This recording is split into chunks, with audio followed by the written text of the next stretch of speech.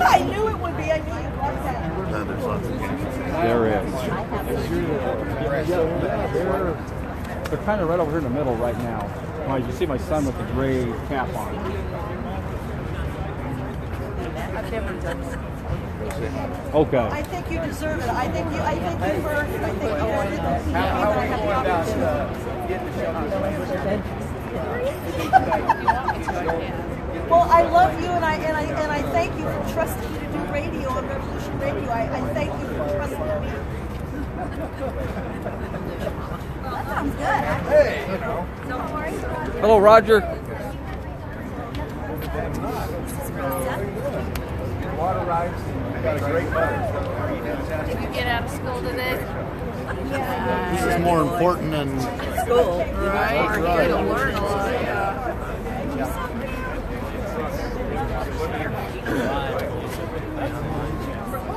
I had to, yeah, if I was going to come. He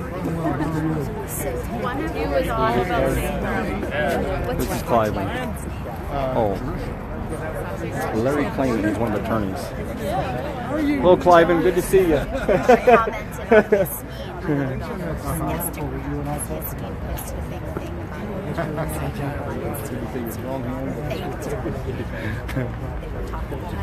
Some of the boys that come out, tell your show, take a lot of pictures.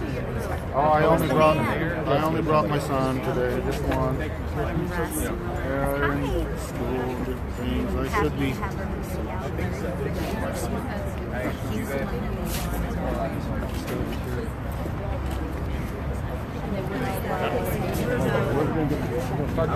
Don't worry about it. How's it going, John? Okay, well, there you are. Oh, is it getting started? You live? I am already. I started. Just leave it on your page. Okay. Because there's no... Then I can take pictures. It's been breaking up. Like, we don't have a lot of good service for some reason. Can you hear me? Everybody hear me? No. I know. Don't we have a mic?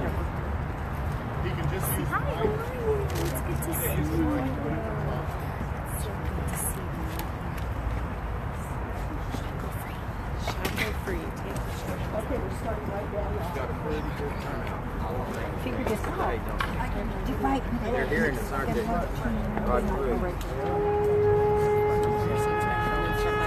Hello. Now I can make some noise. I want to thank you for coming this morning. And, you know, I guess in order to wish you, thank you, appreciate a new year. Definitely it's a beautiful new day. It's a real special day for me. As I woke up this morning, I looked outside, and the sun was shining, the ranch was wet, and the leaves were glittering, and my mind went to how thankful I am to feel to be a free man, and how grateful I am for a Heavenly Father that gave me a so beautiful. And how great and how wonderful it is to live in a land where we have some free speech and be able to exercise our conscience. And today here we're honored to have the media with us. We recognize your First Amendment rights, and we recognize that we all have First Amendment rights. This is one of the things that for some reason the federal government thought they could take away from we the people. Put us in a big pen of red fence and give us two little areas out on the western lands that we can exercise our free speech. That didn't really work out too well, and I thank the American people, thank the media for being here, and recognize that we do have a great land, and we do have the First Amendment, and we do have free speech, and we have to be able to exercise free agency within the press, that they can express their people's feelings. No, this land is a land that's free. We can exercise and do good or bad. We can go right or wrong. We have a constitution that gives us every opportunity. Let me talk about our constitution just a little bit. We have spilled much blood to the founding fathers, those that fought with them, those that fought in since for many generations, Middle East wars, world wars, and those that have fought on this land, that spent their blood and effort, their sweat, their tears. My grandfathers and their wives, their children, came into this country in wagons and out roads. The only thing they had that was that the white man had been here at all was some Spanish trails across this country. That was all. My family, Northern family, and they helped carve the roads that we have today.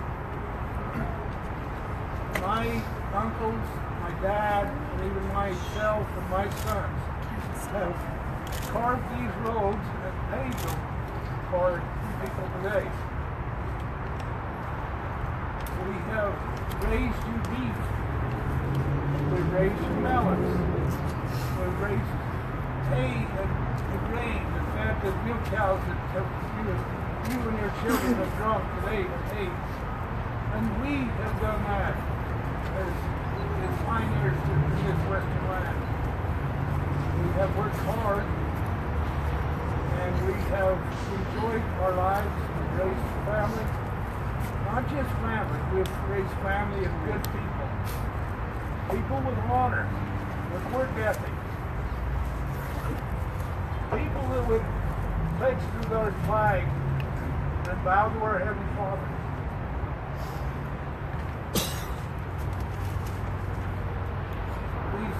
This heritage that I have, and this heritage that many of you have had, you know, it's a treasure for the world. It's a diamond.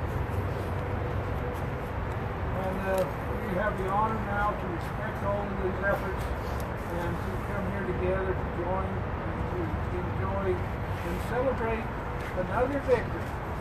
We had a victory on the Bundy Ranch in 2014, April the 12th. There's no doubt that our Heavenly Father did bless us. There's no doubt that we stood for freedom and liberty. We stood for the rights of hard labor. We stood for the sovereignty of the state of Nevada. We stood for statehood. And you know, we stand before the county sheriff's office today. I want to express something. Out of all of the powers in the United States, including all of the powers of Congress, all of the powers of the Supreme Court, and all of the powers of the President of the United States, this man in here that we have nominated and elected as being our county sheriff has the most in the constitutional jurisdiction and authority and policing power more than any man in the world here in Clark County. This is the man that we have elected to protect our life, liberty, and property. We can only honor him and respect him in that position.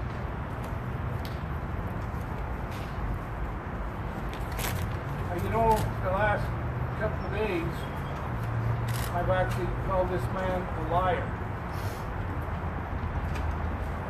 And this morning I tried to invite myself to come and speak with him in private to decide what we're going to do on Bundy Ranch, what we're going to do in Clark County. Is this man going to stand up and protect our life, liberty, and property? Is this man going to stand up and recognize that he is our authority, that we paid him to be our authority, we have chosen to be our authority? Or is he going to be the policeman and authority and be dictated by the federal government, a foreign government to this county? That is the question that we bring before this office today.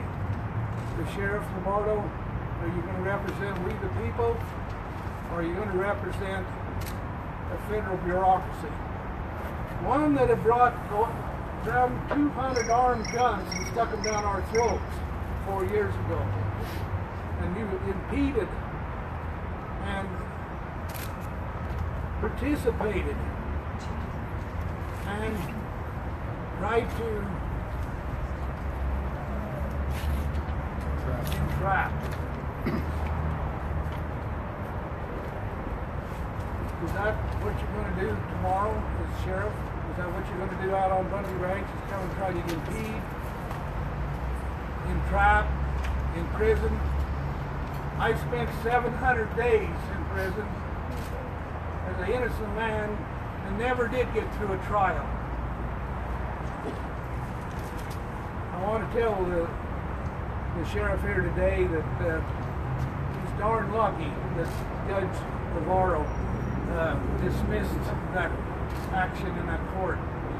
We're darn lucky that didn't go on for a couple more days because he would have been exposed. Many others have been exposed.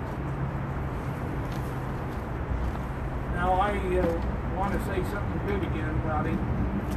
I want to ask him to be our sheriff. I want to ask him to come forward and act like he really is representing the people of Clark County. I want to ask him to be a constitutional sheriff with more power than the President of the United States. Here in Clark County, with the only policing power. And the only thing I can say is we ask and hope that he takes that position serious. And if he don't, I guess we will replace him one way or the other. Yeah. Amen.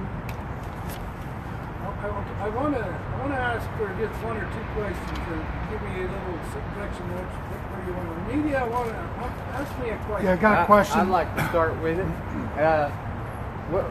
With this trial being dismissed, even with prejudice, and then not being able to retry you, it didn't bring me any closure to the issue that brought this whole matter to a head anyways. And you've been dealing for this for near 20 years, so we don't have closure here, or there's no settlement. And that brings peace.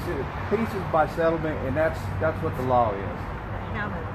That's true. We really what we've done is we claim we've won 2 rounds of this war, if we want to call it a war. But what really happens when Judge Navarro basically creates a mistrial is what really happens here is it sets us back 4 years. You know, the court order is still in place. Our sheriff is still in the same place he is. Our county commissioner's in the same place. Our highway patrol is in the same place. Our governor's in the same place. The district attorney. What about the brand inspector? He's in the same place. I mean, I'm still running the ranch. I'm still trying to raise cattle. I'm still trying to sell cattle on the market. They have court orders still out there. Not only that, they created an Old Butte monument put it right on top of my ranch. I mean, you know, what do I go home to today? I get out of prison, no guilty sign on me, but I go home, and when I step out of my front yard, I'm breaking some kind of federal law, some federal rule. I step out and I have BLM rangers going up and down the road. I have Park Service rangers going up and down the road. But I understand what they stand for. They stand for 200 armed army out there. I understand what it feels like to have snipers on me, pointing guns at me every time I step out of the house. Is that what I'm going to go home to?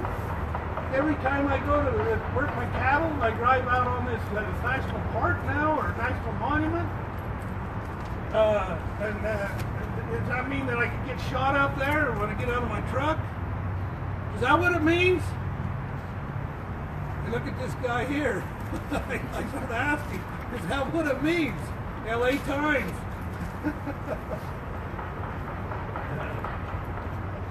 Let's talk about my enemies just a little bit, if I have any enemies. I'm having trouble just taking this on this button. You know, I look at this world as I don't have any enemies. I love everybody.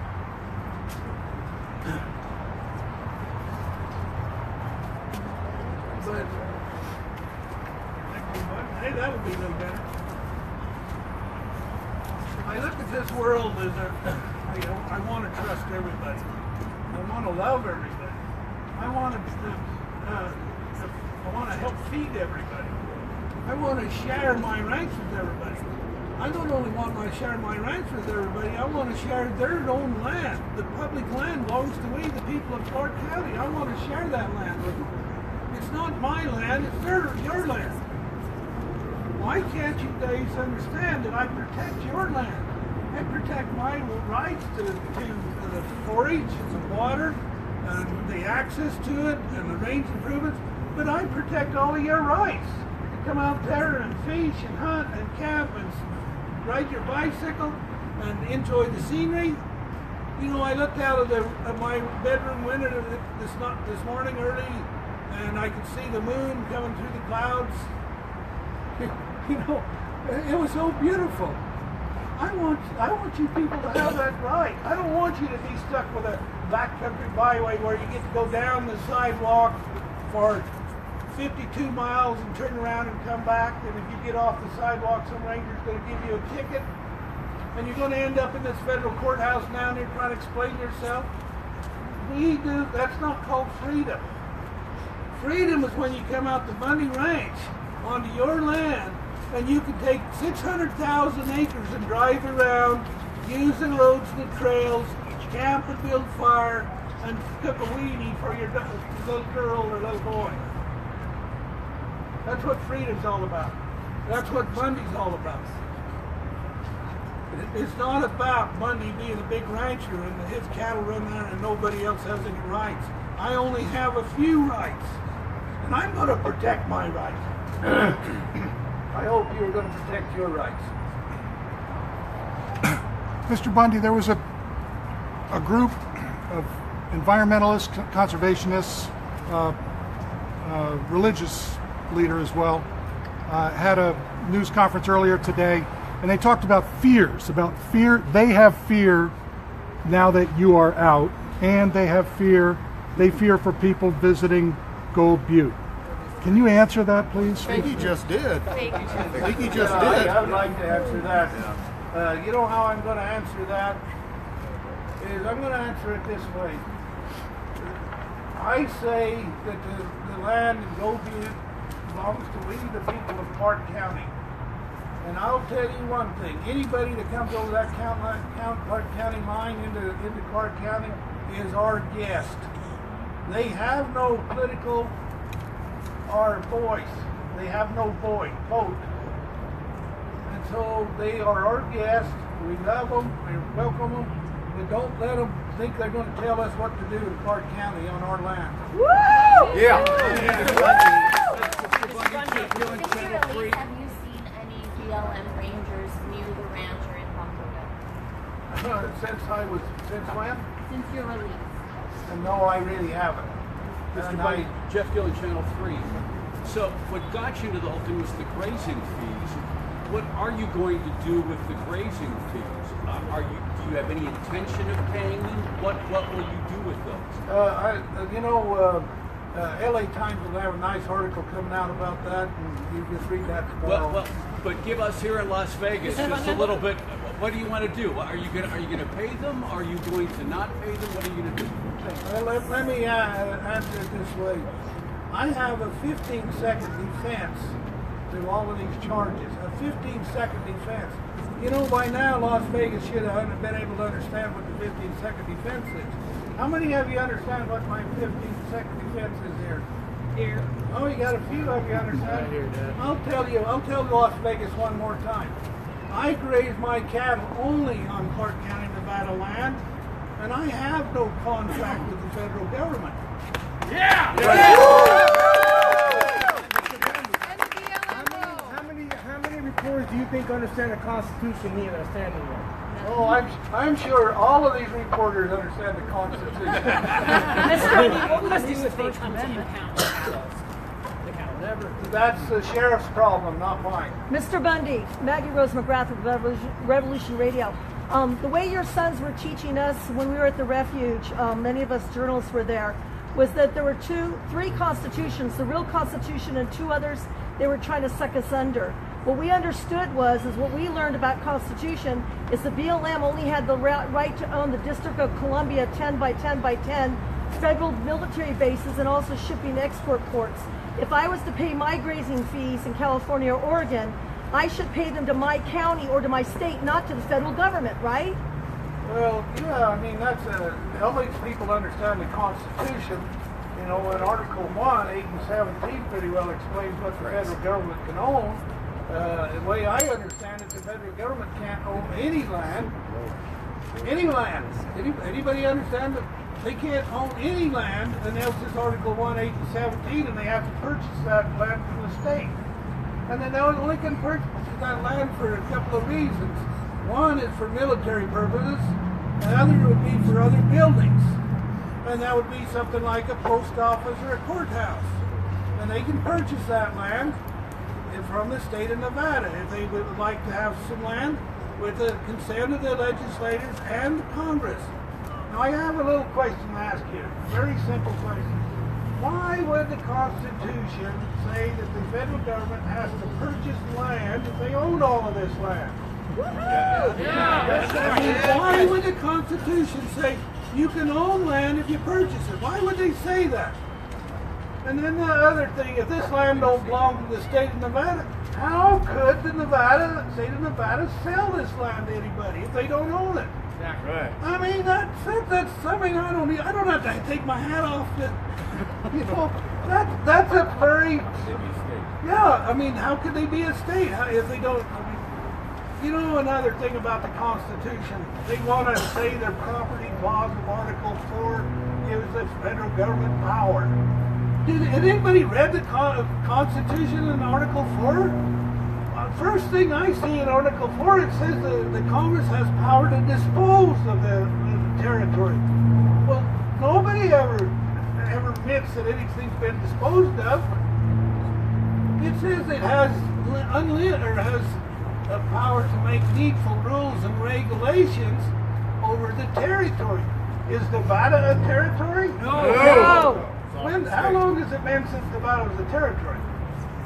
1864, October 31st. Okay. That's your birthday, ain't it? Yes, it is. Well, And how long was Nevada a territory of the United States? Who knows that? not long. Yeah, it belonged to Mexico. It became a territory in 1861. Treaty of Well, 1848 was the Treaty of Guadalupe Hidalgo, but I don't know when the actual territory of Nevada was It was formed. 61. 1861 it became a territory, and then in 1864 it became a state. Now, when this was a territory, of the state of Nevada, the Congress had basically unlimited power to make all rules and regulations. But they disposed of that power. And when they disposed of that power, they lost all of that power. What power did it remain? No power, unless it was under Article 1, 8, and 17 power that they had bought some land. Congress lost all of their legislative power, judicial power. All of it. Are you going to be suing the federal government for your civil rights being violated in this case? You know, So we the people pay the bill. let me tell you something. I have to make a big decision here. Either I'm going to have to forgive and forget all of those aiders and betters, or I'm going to have to hold them accountable. Mr. Bundy, have you thought about personally going after these criminals legally for their personal position rather than the government? Going after them on a personal aspect, meaning they conspired to perpetuate theft of your land and they no longer have immunity. Should you consider going after their personal assets? Well, you know, there's a lot of consideration. And let me talk to you a little bit about who would Bundy be mad at? Let's ask this question. Who would Bundy be mad at? Sheriff. Harry Reid. Okay. Sheriff. Harry Reid. Who County else? Commissioner. Rory Reid. Roy Reid. Roy Navarro. Obama. County Rutledge. the county commissioner. Let me tell you who Bundy would be mad at right off the bat. you know, I would be mad at my Nevada State Brand Inspector. Does that surprise anybody? What did I pay my Nevada State Brand Inspector just like I pay the sheriff in here, but I pay him even more directly. Every time he comes and inspects an animal out of my ranch, I pay the Nevada State Brand Inspector. Why do I pay the Brand Inspector? What is his job to do? What's he supposed to do? Protect your assets. He's supposed to protect my cattle. He aids and abets with the federal government to come and steal my cattle. What's the word that the Brand Inspector would have to say to stop all of these problems that we're having today? One word, what would he say? No. No. The Brand Inspector would have said no. That's all. Now, the county sheriff has policing power over Clark County. What would the county sheriff should have said or could have said to stop all of this? Get out. No. No. You just have to say no. What would the county commissioner have to say? No. What would the governor of the state of Nevada have to say? No. But no, what did they do? They aided and abetted with the federal government to steal my cattle and imprisoned Bundy for 2 years, 700 days. Now I either got to forgive these people or I've got to hold them accountable. What are you going to do? What are you going to do? You can do both. Can you do both? You can do both. You know, I'm not sure. I'm considering my options. What would holding the sheriff accountable mean?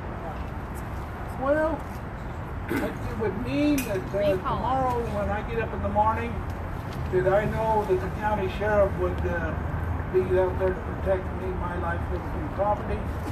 It would mean that when I went to work on my ranch, say dig a post hole to put a post in, or to clean a pond fix out, a water line, or to catch a cow, whatever, that I wouldn't need to be afraid that I had an army of violent people that's going to try to shoot me. It would mean that the sheriff is doing his job. It would mean when I call the Brand Inspector to inspect my cow, he would come and inspect and make sure that cow was mine before I was able to sell it or move it. And it would mean that I wouldn't have to worry about him inspecting my cow out to the federal government. That would be what the solution here would be. But if you feel like he's not doing his job, what are you saying? I'm not saying I just won't do anything. I said I haven't made their mind up whether it's going to. I would just hope that the sheriff would act like he was a sheriff of Clark County. Mr. Bundy, what do you do, Mr. Bundy, if the federal government moves against you again? What will we see? Another standoff? What can't wait, can you? Yes. Who are you? Can't wait. Who are you? Whatever it takes. Well, listen, We'll go back again. I guess it would be whatever it takes, but you know what? The first thing it would take, a call to the county sheriff to come and protect me. And then if the county sheriff did come to protect me, I guess we would sort of go through the same scenario that we've been through. What do you say to your fellow ranchers out there, Mr. Bundy, who are paying The last There is Keep none. up with the story. Well, there's another county. to other ranchers who aren't paying grazing fees? What do you say to them? They're running them off. I'm saying that you're. I'm saying they're wasting their money and they're paying it to the wrong government. Mr. Bundy, were you able to speak with Sheriff Lombardo or meet with him, or what happened with your attempt to meet with him? Well, it was pretty generic, I guess. He didn't talk to me. He sent one of his assistants, and they just said that the sheriff was busy. He had other businesses, and he was too busy to talk to me today. I invited him to come out here to this meeting, and I'm dressing our minute. If I showed up, that'd be great. We'd welcome him. But he was invited to come before you people today. He was invited to meet with me in private before this meeting, so we could. All I can say is the sheriff's too busy today. Mr. Bundy, are you considering changes to both you? Are you considering running for political office? Sheriff? Well, you know, we definitely need a new governor, and we could use a new sheriff. And I don't know, we might need to replace the county commissioners too. And, you know, I don't know. Sure. I could probably do the brand inspector's job. Mr. Bundy, Yes.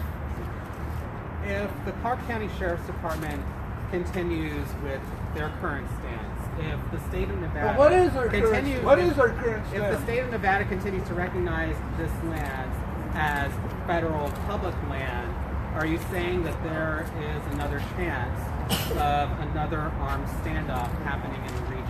Can I say it was the feds that did the standoff? They come barred the way. It wasn't the Americans that come out there by the thousands, let me add. By the thousands that came to stand in the gap. Yeah, let me correct you on one thing. It wasn't a standoff. This standoff was a media thing. That's right. Where was the standoff? It was a peaceful protest. It was a protest, and who was we protesting?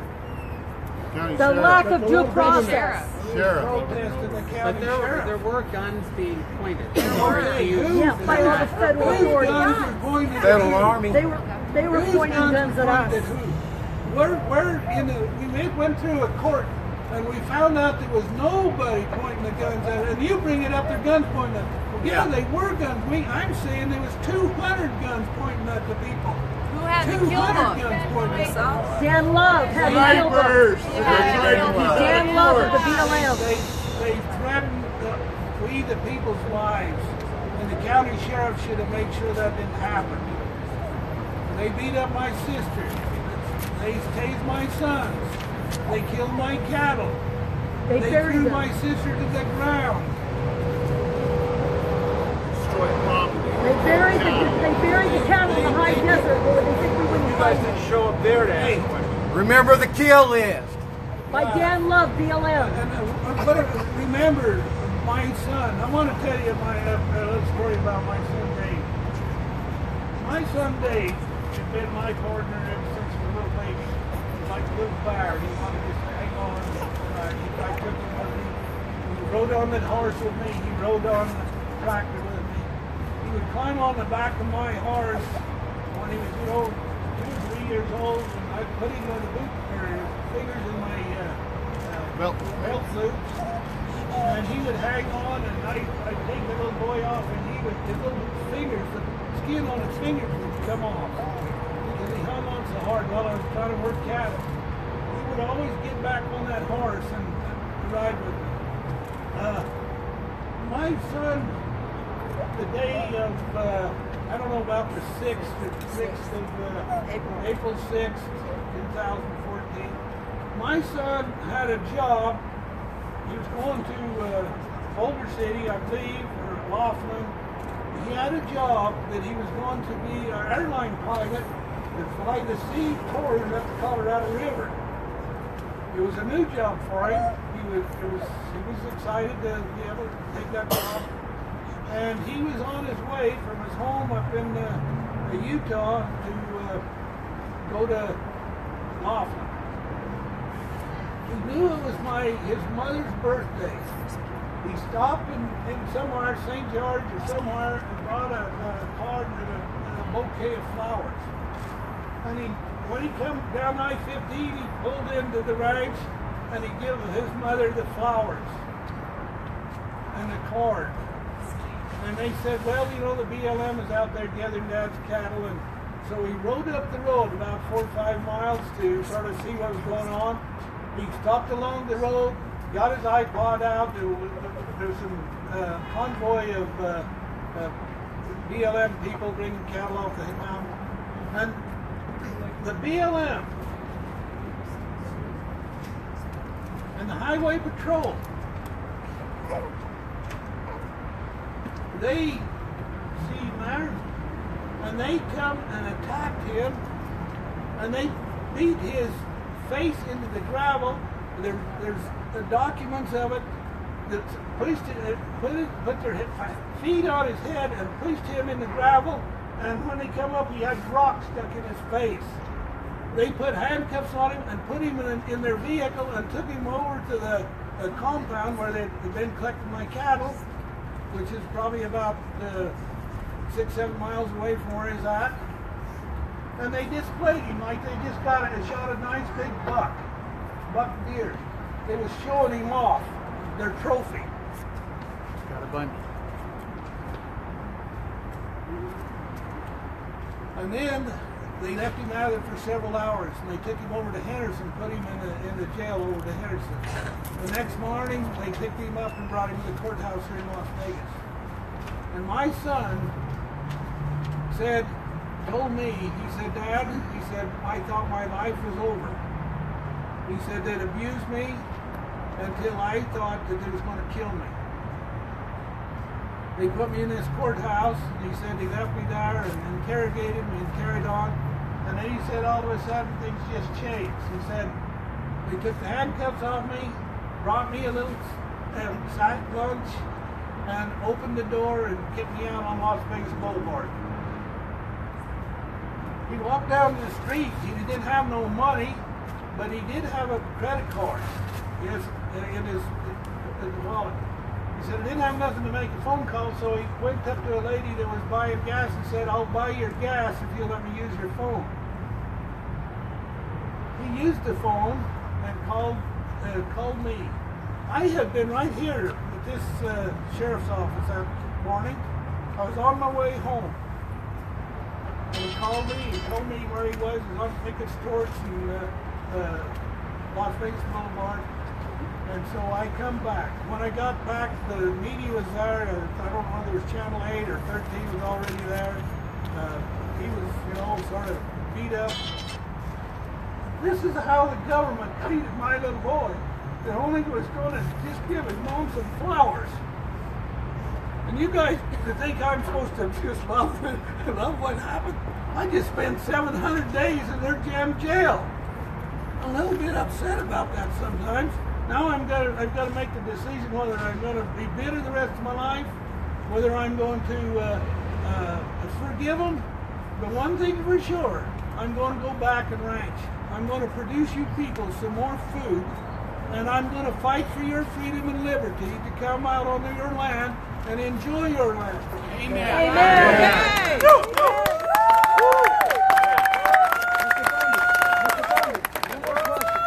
How many people here in the media understand that in 2002, Gloria Navarro with her husband Brian Rutledge conspired with Harry Reid and Rory Reid behind the Goldview National Monument in Clark County? I don't know. I just know that we still have our land. It's still Clark County, Nevada land, and we love our land, and we're going to use our land, and we're going to enjoy it. Let me make one little more point here. I ranch on the east side of Lake Mead. There's approximately about 110 miles of where the air, straight airplane shoreline. But there's over 400 miles of shoreline that should be being enjoyed by we the people. You know how much of that shoreline that you have access to today? How much do you think you have out of the 400? A mile? 400 miles. A mile? You do not have 1 mile. You can't even get to it unless you walk to it to have 1 foot. Now you can ride your boat across there. But let me tell you something. I ranch along that lake. That lake used to have lots of boats. It used to have lots of houseboats. It used to have skiers. They used to have campers along the bank. They used to have bonfires, and they used to fish at night. There was beautiful beaches there, sandy beaches that they picnicked and enjoyed swimming and whatever. And you know what happens now? I spend days I've been in jail for 2 years, but I spent days along that lake. And I would see maybe 2 little boats out on that lake, probably some older people fishing, just 2 little boats, no campers, no motor or fish or houseboats, no access to the lake. Why is that? That's your public land. That's your national recreation land. Lake Mead National Recreation Land. No people. Why? Because they're tired of going down there to the federal courthouse and paying tickets. They charge you $20 They've ruined your to drive the picnic. road. Just to drive the North Shore Road, they charge you $20. They have ruined your picnic. Why do you think Bundy said disarm them and tear down the entrance into the park? Because we want access to our land and we don't have it. Give the state back their land. Hey, I thank you media, I thank you. I want to tell America that I love you. I think this is the greatest land in the world. I think it has a lot of promises for the future. I think we have a great future. Nevada has so many resources and so much land.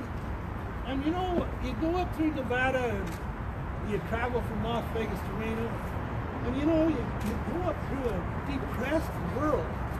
You come to these little towns, and you can see they used to thrive. And what do you have? You got a ghost town. It's not even a ghost town anymore. It's just a junk town.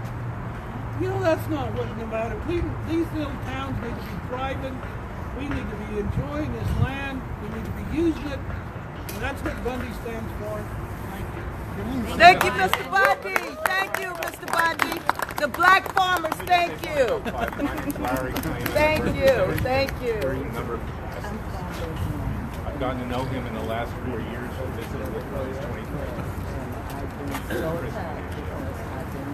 This is one of the finest people, if not the finest person I've met.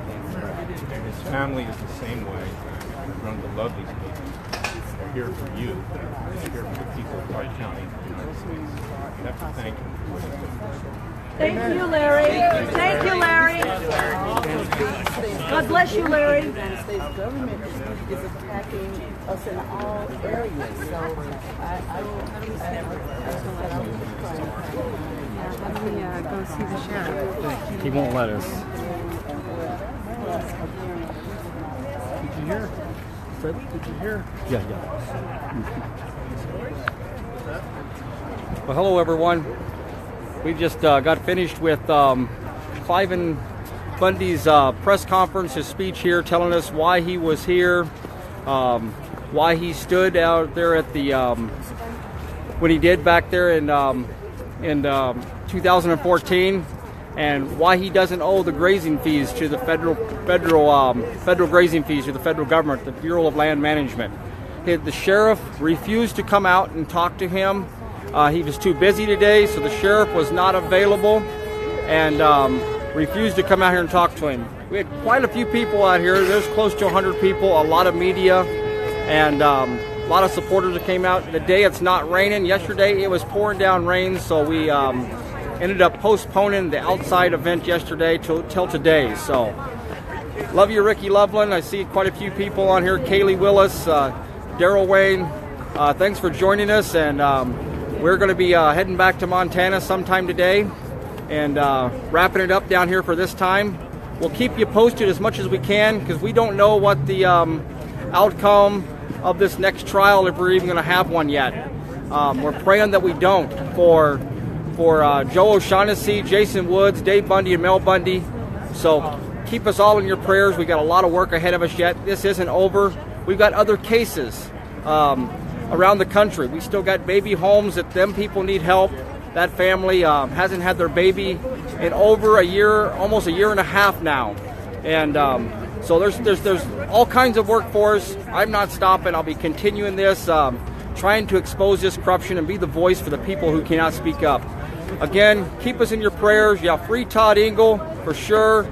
Greg Burleson, the Hammonds. There's so much injustice that's been done that we cannot give up at this point. We got to keep fighting for these guys. We got Jason Patrick sitting in prison, waiting on sentencing yet. We got Ryan Payne that's going back to prison. He has to turn himself in over in Portland to the federal marshals. He's going to go back into custody because of Judge Brown being mad at him. We've got John Richheimer. He's got to turn himself in 2 days to start serving his prison sentence. All these men, all these good people need your support. And Jerry DeLumas, again, thanks, Mark. So many names, I forget people sometimes on here trying to come up with them all, but there are a lot of names that of people that need your support and prayers, your letters. Send letters to these people. Go to these pages that people have set up. I'll try to do that again the next couple of days, give you addresses, ways to support these families. We also went over and seen the doctor, Dr. Henry Westenler this morning, and Dwayne Emmer, I thank you there. Dwayne Emmer's riding his horse to prison. He needs all the support he can get. There's just so many people. Daryl Thorne.